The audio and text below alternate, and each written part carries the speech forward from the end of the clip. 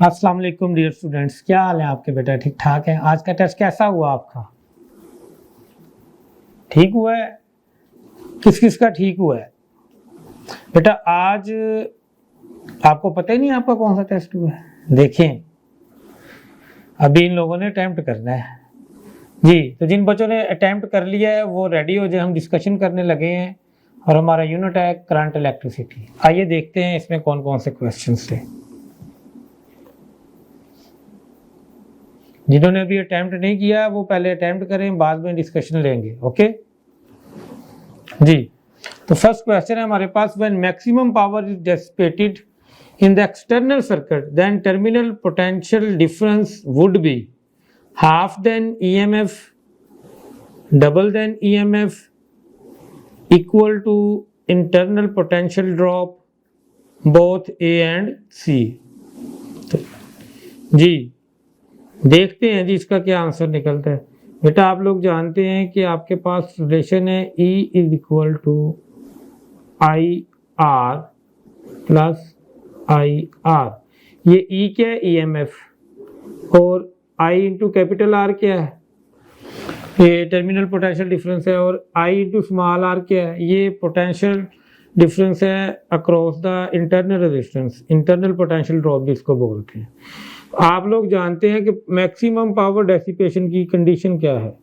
Maximum power is dissipated, ये बड़ा important point है जी।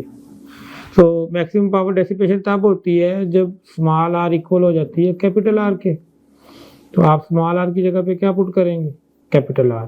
तो E is equal to I R plus I R, E is equal to 2 into I R. So E/2 is equal to I R आ जाएगा आपके पास। तो आपका terminal potential difference जो है वो हाफ देन EMF आ गया। इसका अभी जवाब नहीं लगाना, जरा रुके।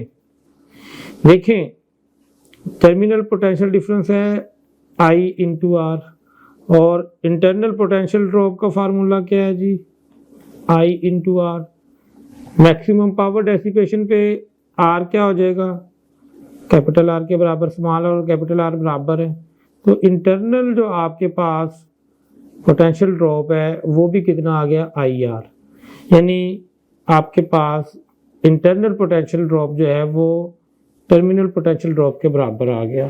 तो ए भी ठीक है, सी भी ठीक है, इसलिए बोथ ए एंड सी की ऑप्शन लेंगे। ठीक है, ओके हो गया बेटा। अब नेक्स्ट क्वेश्चन देखें। कई बच्चों ने जल्दी जल्दी ए लगा दिया होगा, तो डेल्टा ऑप्शन है बेटा इसका। नेक्स्ट देखेंगे, a carbon resistor is connected to a battery of 50 volt. हमारे पास जो बैटरी है उसका वोल्टेज कितना है? 50 वोल्ट है। And 2 ampere current is passing through it. Current कितना गुजर रहा है? 2 ampere. If voltage is increase to 75, अगर आप उसका वोल्टेज बढ़ा के 75 कर देते हैं, इसको V2 कहते हैं, फिर इसको V1 कहते हैं। 75 वोल्ट कर दिया आपने। द करंट विल बी, तो आपने नया करंट फाइंड करना है। पहले वाले को I1 कह दें, बाद वाले को I2 कह दें। तो बेटा ये दो वैल्यू दी हुई, यहाँ से R निकालने, क्या होगा? V/I। तो 50/2 करेंगे तो R की वैल्यू कितनी आ गई? 25। ठीक है, अब आपके पास I का क्या फार्मूला होता है? V/R। V कितना नया? I2 फाइंड करना, या तो V2 पुट कर दे। तो आपके पास 75/25 करेंगे तो आंसर क्या आएगा? 3 एम्पियर। तो 3 एम्पियर है, यस, अल्फा ऑप्शन। नेक्स्ट देखेंगे बेटा, VI graph for parallel and series combination of 2 metallic resistor are as shown in the diagram. Which graph represents parallel combination? तो बेटा आपको बताया था ना कि जब आप रेजिस्टर्स को जोड़ते हैं उनकी कॉम्बिनेशन है 2, पैरेलल और सीरीज। तो सीरीज कॉम्बिनेशन में इक्विवेलेंट रेजिस्टेंस जो है वो ज्यादा होती है इंडिविजुअल से, ठीक है, और पैरेलल कॉम्बिनेशन में रेजिस्टेंस जो है वो कम होती है इंडिविजुअल से। ठीक है, सो आपके पास यहाँ पे 2 ग्राफ हैं, V और आई के दरमियान आपने ग्राफ बनाया है, तो आप देखें आपके पास फार्मूला है ना ohm law, V equal to I R. So V over I क्या होगा, R, और वो इस ग्राफ की क्या है, स्लोप, यानी इस ग्राफ की स्लोप रेजिस्टेंस को शो कर रही है। तो पैरेलल कॉम्बिनेशन के लिए रेजिस्टेंस कम होनी चाहिए, यानी जिसकी स्लोप कम है, तो वो ग्राफ ए है। ठीक है, ऑप्शन ए होना चाहिए इसका आंसर। जी नेक्स्ट चलते हैं। 3 electric bulbs 40 watt, 60 watt and 100 watt are designed to work on a 220 volt mains. Which bulb will burn most brightly if they are connected in series? Series में लगाना है आपने इनको, अक्रॉस 220 वोल्ट मेंस। जी तो आप लोग जानते हैं, आपको फार्मूला नोट करवाया था, सीरीज में पावर डेसिपेशन का फार्मूला क्या है। सीरीज में तो पावर डेसिपेशन होती है वो पावर रेटिंग के क्या होती है, इनवर्स होती है। तो जिसकी रेटिंग पावर जो है वो कम होगी वो ज़्यादा पावर डेसिपेट करेगा। तो 40 वाला जो है वो सबसे ज़्यादा पावर डेसिपेट करेगा, वो मोस्ट ब्राइटली बर्न हो रहा होगा। तो चार्ली ऑप्शन राइट आना चाहिए। यस नेक्स्ट देखते हैं जी। If resistivity of a wire is 5 ohm metre, resistivity कितनी है 5 ohm metre, and resistance is 10 ohm, resistance कितनी है 10 ohm, then what will be its conductance, इसकी कंडक्टेंस क्या होगी। कंडक्टेंस आपने मालूम करनी है, और आपको पता है कि जो कंडक्टेंस होती है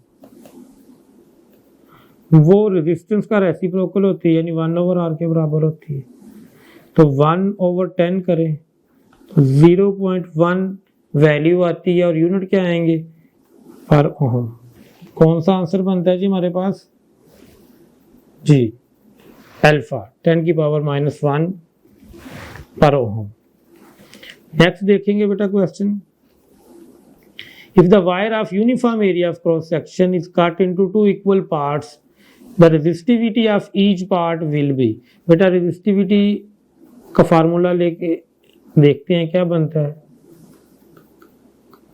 तो यहाँ से रेजिस्टिविटी क्या आएगी R A/L, और आपको पता है कि यहाँ पे जो रेजिस्टिविटी है ये कांस्टेंट ऑफ प्रोपोर्शनैलिटी है। और क्या बताया था मैंने इसके बारे में कि जो कांस्टेंट ऑफ प्रोपोर्शनैलिटी होता है वो इक्वेशन में मौजूद पैरामीटर्स पर डिपेंड नहीं करता। तो आप लेंथ को, एरिया को चेंज करेंगे तो इससे कोई डायमेंशन को चेंज करने से रेजिस्टिविटी पे इफेक्ट नहीं होगा, तो रिमेन सेम आंसर आएगा आपके पास। जी A resistor carry the current I, the power dissipated is P. The power dissipated if the same resistor carries the current of 3I. जब I करंट पास हो रहा है रेजिस्टर में से तो पावर डेसिपेशन कितनी है P है। तो जब आप करंट को बढ़ा के 3I करते हैं तो पावर डेसिपेशन कितनी होगी। ठीक है, तो आपके पास क्या फार्मूला है पावर डेसिपेशन का, P इक्वल टू I²R। तो यहाँ पे आप I की जगह पर नया करंट जो है वो 3I पुट करें तो पावर डेसिपेशन क्या आएगी 3I²R, वो हो जाएगा 9I²R, यानी आपकी जो पावर डेसिपेशन है वो पहले से 9 टाइम बढ़ जाएगी, तो 9P हो जाएगी। नेक्स्ट देखते हैं बेटा। The terminal potential difference of a battery is equal to its EMF when its internal resistance is। तो बेटा आप इक्वेशन लिखें, आपने EMF की इक्वेशन पढ़ी है, ये बराबर होती है IR, ठीक है, प्लस IR। अगर इस इक्वेशन में हम इंटरनल रेजिस्टेंस को 0 पुट करें तो आपके पास ये टर्म खत्म हो जाएगी, तो ये टर्मिनल पोटेंशियल डिफरेंस जब EMF के क्या आ जाएगा बराबर आ जाएगा। वैल्यू क्या होनी चाहिए इंटरनल रेजिस्टेंस की 0, फिर टर्मिनल पोटेंशियल डिफरेंस EMF के बराबर होगा। ओके बेटा। Substances that have constant resistance over wide range of voltages are called, जिनकी रेजिस्टेंस कांस्टेंट रहती है उनको हम क्या कहते हैं? ओहमिक कहते हैं जी। क्या कहते हैं जी? ओहमिक कहते हैं। Next, two bulbs are fitted in a room in a domestic electric installation. One of them glows brighter than the other. आपने एक रूम में दो बल्ब लगाए हैं, उनमें से एक ज्यादा ब्राइट है, तो बताएं क्या सिचुएशन है? The brighter bulb has smaller resistance जी। दूसरी ऑप्शन है the brighter bulb has larger resistance. तीसरी है जी बोथ हैव सेम रेजिस्टेंस। और फोर्थ वन है nothing can be said about the resistance unless other factors are known जी।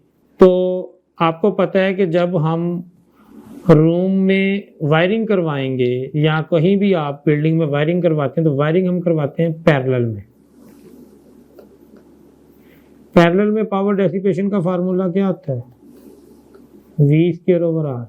तो जिसकी रेजिस्टेंस कम होगी वो मोर ब्राइट होगा, ज्यादा पावर डेसिपेशन करेगा। So the brighter bulb has smaller resistance, ये ऑप्शन करेक्ट है।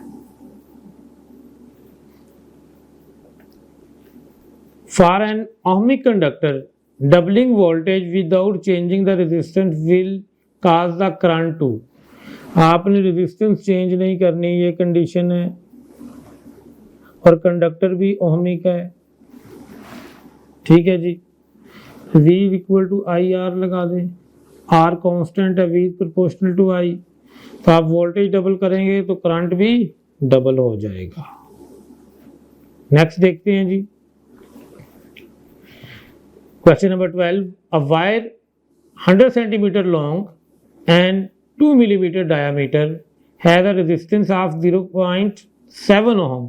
The electrical resistivity of the material. Resistivity क्या होती है बेटा? RA/L। इस पे वैल्यूज पुट करें। R कितना है? 0.7। ठीक है। A कितना है आपके पास? एरिया निकालना पड़ेगा। ठीक है जी। डायमीटर दिया हुआ है, एरिया होता है ना πr²। ठीक है, तो R बराबर होता है D/2, तो एरिया क्या बन गया? πd²/4। ठीक है, तो यहाँ पे आप लिख लें पाई, यहाँ पे डायमीटर की वैल्यू लिखें 2 × 10⁻³ का स्क्वायर ओवर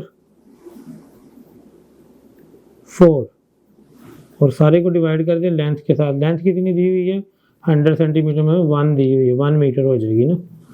इसको एवेल्युएट करें, आपके पास आंसर क्या आता है?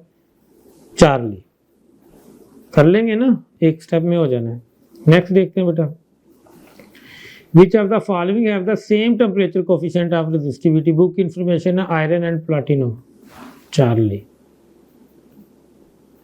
When copper and germanium are cooled to -50 centigrade, then resistance of copper and that of germanium। देखिए कॉपर जो है ये कंडक्टर है और जर्मीनियम सेमीकंडक्टर है। कंडक्टर की रेजिस्टेंस डिक्रीज होती है टेम्परेचर कम करने से और सेमीकंडक्टर्स की बढ़ती है, तो आपके पास डेल्टा ऑप्शन आएगी। If R is equal to 0, small r is equal to 0, यानी इंटरनल रेजिस्टेंस 0 है और एक्सटर्नल रेजिस्टेंस इंफिनिटी है, और रिलेशन है V is equal to E-IR। तो बताएं जी इनमें से कौन सी वैल्यू ट्रू होगी? देखें आपने अभी पढ़ा था कि जब इंटरनल रेजिस्टेंस 0 होती है तो EMF और टर्मिनल पोटेंशियल डिफरेंस बराबर हो जाते हैं, तो बीटा आंसर आएगा इसका। सारा पोटेंशियल जो है वहीं पे ड्रॉप होगा एक्सटर्नल के अक्रॉस। जी ये क्वेश्चन ज़रा टेक्निकल है, थोड़ी तवज्जो आपकी इस पे चाहिए। ठीक है, इसको समझने के लिए तो ज़रा पहले से ज़रा ज़्यादा इंटरेस्ट के साथ बैठिए। ठीक है बच्चों, थोड़ा सा लेंथी है लेकिन टेक्निकल क्वेश्चन है, ये क्वेश्चन कर लेंगे तो इस तरह के बाकी क्वेश्चन आपको आसान लगेंगे। ठीक है। An 8 ohm resistance connected to a battery with internal resistance draws 1.6 ampere जब आप 8 ओहम की रेजिस्टेंस को बैटरी के साथ कनेक्ट करते हैं जिसकी कुछ इंटरनल रेजिस्टेंस भी है, तो करंट कितना आपको मिल रहा है 1.6 ampere. And if 30 ohm resistance is connected to the same battery, अगर आप उसी बैटरी के साथ 30 ओम की रेजिस्टेंस को लगाते हैं तो हमें करंट कितना मिल रहा है 0.5 ampere. What is the current drawn by 6 ohm resistance? अगर आप 6 ओम रेजिस्टेंस को अटैच करें तो उसी बैटरी से आपको कितना करंट मिलेगा, ये क्वेश्चन है। तो इसके लिए आप इंटरनल रेजिस्टेंस को इन्वॉल्व करना है, तो इक्वेशन आप लिख लें E is equal to IR plus IR, ये बेसिक इक्वेशन है। So E is equal to I1 R1 plus I1 into R लिख लें। EMF तो E ही है ना, इसको आप इधर लिखेंगे। आपके पास I1 कितना है बेटा 1.6 इंटू 8 प्लस 1.6 R जी, ये आपके पास आ गया है। EMF इसकी कितनी आ गई 1.6 को आप मल्टीप्लाई करें ना 8 के साथ, ठीक है, तो ये आपके पास आती है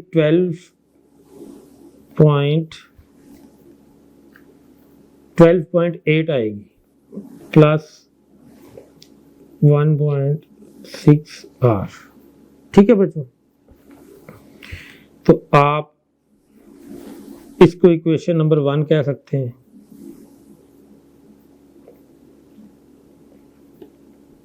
इसी तरह इक्वेशन नंबर 2 लिखेंगे E is equal to I2 R2 plus I2R।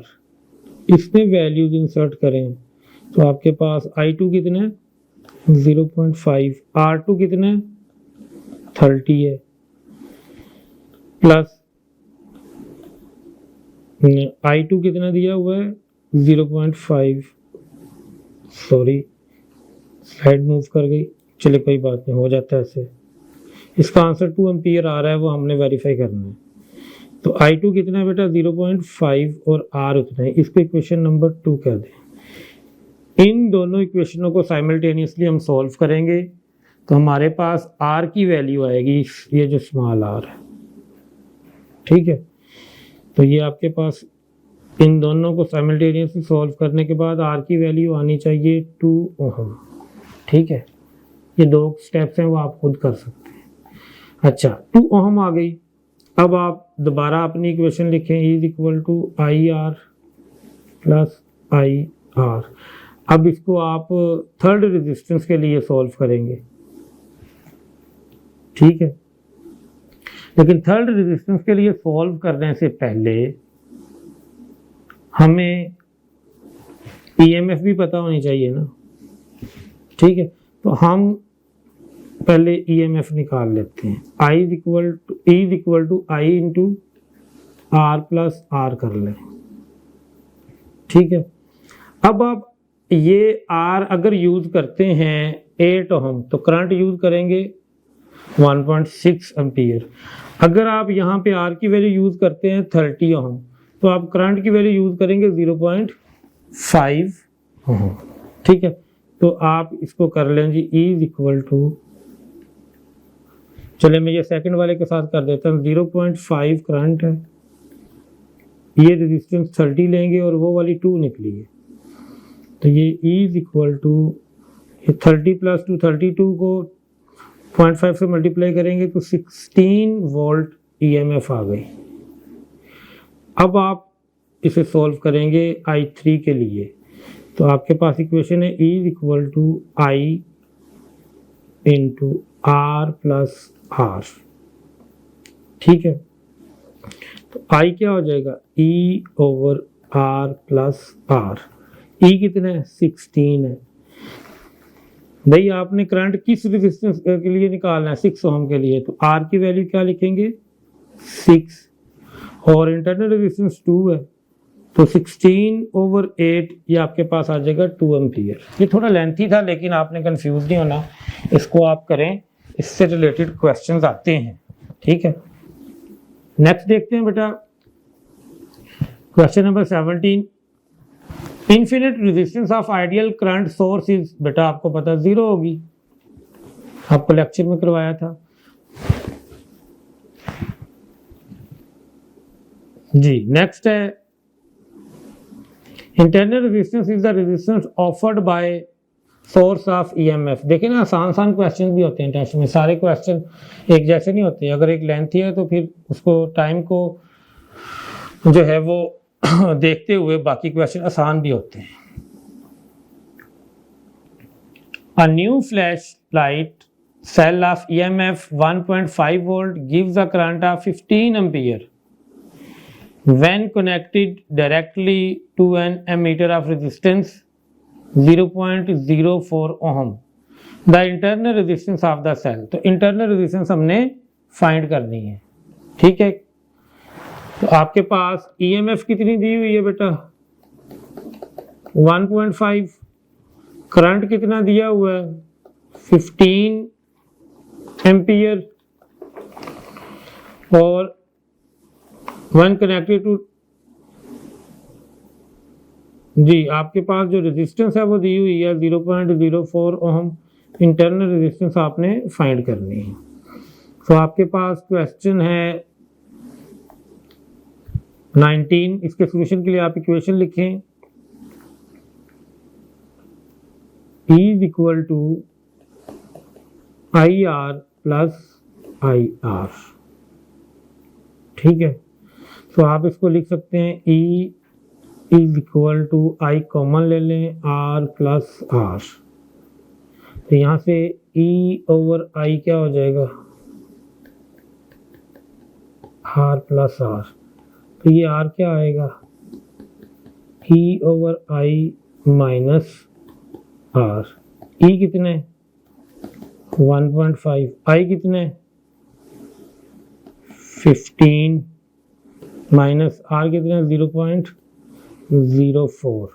ठीक है जी, इसको आप सॉल्व कर लें, आपके पास आंसर आना चाहिए 0.06 ओम। एक स्टेप है जो मैंने छोड़ा वो आप खुद कर सकते हैं, सारी कैलकुलेशन हो गई है इसकी। ठीक है, कर लेंगे ना, गुड। नेक्स्ट है if resistance R1 and R2 are respectively the filament resistances of 200 watt bulb and 100 watt bulb designed to operate on the same voltage, then R1 जो है वो 2 times of R2 होगी, R2 4 times of R1 होगी and so on। चलें, आपको पता है कि जो पावर डेसिपेशन का फार्मूला है स्टैंडर्ड पैरेलल कॉम्बिनेशन में, आपको पता है कि हम सारी चीजें लगाते हैं तो वो क्या बनता है V स्क्वायर ओवर R। तो आप इसको सेम पोटेंशियल पे दोनों को लगा रहे हैं, यानी V को आप कांस्टेंट ले रहे हैं, तो आप power dissipation is inversely proportional to resistance हो जाएगी। यहाँ से आप फार्मूला लिख सकते हैं P1 over P2 is equal to R1 over R2। तो वैल्यूज लगा के आंसर निकाल लेते हैं। R1 over R2 is equal to P1 कितने 200, P2 कितने, ये P1 है ना, ये P2 है 100, तो 0 0 से कि R1 is equal to 2R2, so R1 is 2 times the R2, आपके पास आंसर आना चाहिए। ठीक है जी,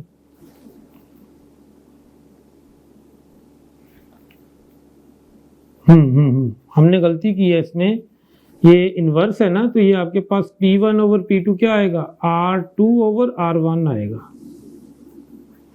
तो ये R2 ओवर R1 है। ये ज़्यादा जल्दी करके हम यहाँ से आप रिलेशन बनाएं तो वो P1 ओवर P2 आएगा R2 ओवर R1। तो अब आप R2 ओवर R1 में वैल्यूज पुट करें यहाँ पे P1 और P2 की, तो ये आपके पास आएगा R2 is equal to 2R1। क्या आएगा? R2 is equal to 2R1। तो ये चार्ली ऑप्शन ही करेक्ट है। ओके, नेक्स्ट देखते हैं बेटा। A wire has resistance 100 ohm at 0 centigrade and 200 ohm at 100 centigrade. What is its temperature coefficient in per Kelvin? Temperature coefficient क्या होता है?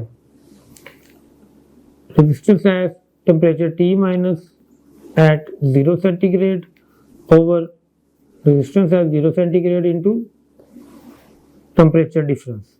So आपके पास आप देखें रेजिस्टेंस कितनी दी हुई है T पे 200 माइनस 0 पे कितनी दी हुई है 100 ओम ओवर 0 पे कितनी है 100 ओम। टेम्परेचर डिफरेंस कितना है 0 और 100 सेंटीग्रेड का डिफरेंस कितना आएगा 100 ही आएगा। ठीक है, तो ये आप सॉल्व कर लें। आपके पास अल्फा क्या आता है 200 माइनस 100 100 1000 लिखा गया, 100 लिखना था। ज्यादा जल्दी नहीं करनी आपने, खास तौर पे नहीं करनी। तो 200 माइनस 100 100 ओवर 100 इंटू 100, एक 100 कैंसिल हो गया, तो 1 ओवर 100 क्या आएगा जी बताएं? 0.01 आएगा ना, बीटा ऑप्शन। नेक्स्ट देखते हैं जी, question number 22। Calculate the rate at which energy is transferred by 220 volt main supply which provides the current of 0.1 ampere to a LED। तो रेट ऑफ एनर्जी क्या होता है? पावर होती है, पता है ना, E ओवर T। और ये बराबर है V इंटू आई, आपने फार्मूला पढ़ा हुआ है। V कितना है 220 मल्टीप्लाई I कितना है 0.1, 22 वाट आंसर आना चाहिए। यस, यही है। नेक्स्ट देखते हैं जी 23 क्वेश्चन। जी बेटा, क्वेश्चन नंबर 23 है हमारे पास। A copper wire has length L and cross sectional area A, its resistance is R। If we half the length and half the diameter of the wire, then what will be the resistance of this wire. थोड़ा interesting question है, easy है, मुश्किल नहीं है। ये देखें जरा, आपके पास रेजिस्टेंस का फार्मूला आता है ना, रो L ओवर A। ठीक है, तो आपने डायामीटर में चेंज करनी है और लेंथ में चेंज करनी है, दोनों को हाफ हाफ करना है। तो लेंथ में तो है रिलेशन, डायामीटर में ले जाना पड़ेगा। तो एरिया क्या होता है पाई R स्क्वायर। R क्या होता है D/2। तो आपके पास एरिया क्या बन जाएगा पाई D²/4। ये वैल्यू पुट करें तो आपके पास रेजिस्टेंस का फार्मूला बनता है रो L ओवर पाई D², और ये 4 तो ऊपर जाएगा ना 4। तो ये आपके पास फार्मूला बन गया रेजिस्टेंस का। अब आपने R प्राइम फाइंड करना है, यानी चीज़ों को वेरी करें। 4 रो लेंथ कितनी करनी है L/2 कर दे ओवर पाई, डायमीटर कितना करना है हाफ करना है D/2 स्क्वायर कर दे। ठीक है जी, ये आपके पास क्या बना 4 रो L/2 ओवर पाई D² ओवर 4। ठीक है जी, तो ये आप देखें, आप इसको यूं लिख सकते हैं 4 रो L ओवर, ये 2 चला जाएगा नीचे 2 पाई D², और ये 4 चला जाएगा ऊपर इंटू 4। ठीक है, अब इसमें आपने ये जरा तवज्जो देनी है कि ये जो आपके पास है ये तो R ही है। ठीक है ना, 4 रो L ओवर पाई D², यही R बनाया था ना आपने। तो ये 2 इसके साथ कैंसिल होगा तो यहाँ पे क्या आ जाएगा 2, ये सारा R है तो 2R आंसर आना चाहिए आपके पास। ठीक है जी, यस। नेक्स्ट क्वेश्चन है हमारे पास, a car battery has EMF of 12 volts and internal resistance 5 into 10 to the power minus 2 ohm. If it draws 60 ampere current, then terminal voltage of the battery will be। ये बड़ा आसान question आपको दिया 24 जो है, ठीक है। आपके पास टर्मिनल पोटेंशियल आप ड्रॉप आपने फाइंड करना है, equal to V equal to E minus IR लिख दें। E की वैल्यू कितनी दी हुई है 12, माइनस करंट कितना है 60 एम्पियर, इंटरनल रेजिस्टेंस कितनी है 5 into 10 to the power minus 2। ठीक है जी, तो इसको आप सॉल्व कर लें। V equal to 12 minus 60 into 5, और ये क्या हो जाएगा डिवाइडेड बाय 100। 0 के साथ गया, ठीक है। 5 को इसके साथ करें 2, और 2 को इसके साथ कैंसिल करें 3, तो V इक्वल टू 12 माइनस 3 करेंगे तो 9 वोल्ट आंसर आना चाहिए, डेल्टा। यस। नेक्स्ट क्वेश्चन है, 1 kilowatt hour is commonly termed as 1 commercial unit of electric energy which is equal to. तो बेटा आपको पता है 1 किलोवाट आवर जो होता है 3.6 मेगा जूल होता है, याद की हुई हमने। तो मेगा की जगह पे सिर्फ क्या लिखा हुआ है 10 की पावर 6 जूल, तो आंसर क्या आना चाहिए बीटा। नेक्स्ट क्वेश्चन है हमारे पास, when a wire is compressed and its radius becomes 2r। आप वायर को जब कंप्रेस करते हैं उसका रेडियस आप क्या कर देते हैं, पहले से डबल कर देते हैं, then its resistance will be. तो आपने उसकी रेजिस्टेंस का फार्मूला क्या होता है रो एल ओवर ए। ए की जगह पे क्या लिखेंगे pi are square. So R is equal to rho L over pi are square. अब जब कंप्रेस करेंगे तो लेंथ भी तो चेंज होगी ना, लेंथ को भी खत्म करना पड़ेगा। तो इसको जरा इस तरह आप कर लें, R is equal to rho L over A. ऊपर भी ए से मल्टीप्लाई कर दे, नीचे भी ए से कर दे, ये हो जाएगा rho into V over A square. Volume तो सेम रहना है ना, लेंथ चेंज होगी, अगर एरिया चेंज होगा वॉल्यूम उसका वही रहना है। R is equal to rho V over, यहाँ पे आप लिखें पाई आर स्क्वायर का स्क्वायर। फार्मूला क्या बन गया rho V over pi R की पावर 4। सारी चीज़ें कांस्टेंट है, आर के अलावा आप आर ही चेंज कर रहे हैं, तो R is proportional to R की पावर 4। तो आप यहाँ पर पुट करें अगर 2r, तो 2 की पावर 4 16 टाइम इफेक्ट होगा आपके पास। ठीक है, तो रेडियस आप क्योंकि बढ़ा रहे हैं तो रेजिस्टेंस कम होगी, चार्ली ऑप्शन आएगा आपके पास। नेक्स्ट है, which one of the following is an ohmic device, filament bulb, semiconductor diode, transistor, copper wire. जी आपको पता है कि जो सेमीकंडक्टर डायोड है वो नॉन ओहमिक होता है, ट्रांजिस्टर भी नॉन ओहमिक है, फिलामेंट बल्ब भी कुछ देर बाद नॉन ओहमिक हो जाता है, कॉपर वायर है जो आपके पास ओहमिक रहेगी। नेक्स्ट है, the change in resistance of a metallic conductor below 0 centigrade. ये जब आपने अल्फा पढ़ा था, टेम्परेचर कोफिशिएंट ऑफ रेजिस्टेंस, वहाँ पे हमने ग्राफ बनाया था। ठीक है, तो बहुत से ओहमिक कंडक्टर ऐसे हैं कि जिनकी रेजिस्टेंस लीनियर रहती है, -200 सेंटीग्रेड तक लीनियर रहती है, -200 से लेके 400 सेंटीग्रेड तक, तो लीनियर आंसर आएगा। ये बुक इंफॉर्मेशन है। नेक्स्ट है,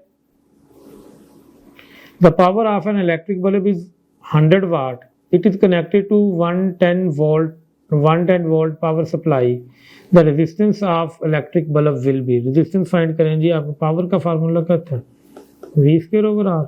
R क्या आ जाएगा v square over t. So r is equal to 110 का स्केयर ओवर 100, ये आ जाएगा 121 और 2 0 आगे, नीचे 100, ये कट गया तो 121 ओम आपके पास रेजिस्टेंस आएगी। नेक्स्ट क्वेश्चन है, if the length of wire becomes 2 times the original value and area becomes 1/2 of its original value then resistance of the wire. तो रेजिस्टेंस का फार्मूला क्या है, rho L over A. So R is equal to rho, length क्या हो गई है जी, length of wire becomes 2 times the original, यानी डबल हो गई है, 2l पुट कर दें ओवर, एरिया बिकम्स 1/2, एरिया क्या हो गया, a/2 हो गया, पुट कर दें, ये 2 भी ऊपर शिफ्ट हो जाएगा तो 2 × 2 4 हो जाएगा, रो एल ओवर ए, ये आर था तो आर प्राइम आपके पास क्या आएगा,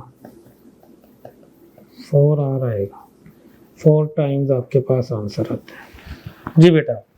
सो ये हमने डिस्कस किया करंट इलेक्ट्रिसिटी के टेस्ट को, तो आप लोगों को उम्मीद है इसकी समझ आई होगी, बहुत से कॉन्सेप्ट्स आपके क्लियर हुए होंगे। तो अब आप लोगों ने क्या करना है, अब आप लोगों ने मुझे पहले की तरह अपना रिजल्ट शेयर करना है, और आइंदा आपने ख्याल रखना है जिन बच्चों ने टेस्ट अटैम्प्ट नहीं किया, मैंने आज तो उनको शामिल कर लिया है, ठीक है, फिर नेक्स्ट टाइम जो है वो फिर उनको शामिल नहीं किया जाएगा डिस्कशन में।